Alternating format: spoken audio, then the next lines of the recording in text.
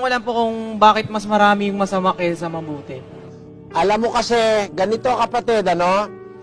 Gumawa ka ng isang cabinet kung ikaw ay isang anluwage o karpintero. Lilihahin mo yon, kakatamin mo, tapos papako mo, tapos lilihahin mo, tapos gagawin mo, lalagyan mo pa ng mga tornilyo, ng mga bisagra, pagkatapos lagyan mo pa ng salamin, tapos pininturahan mo, kaya binarnisan mo. Siguro sa linggo bago mo natapos Pero meron dumating na inggit, kumuha ng palakol, pinagwawasak.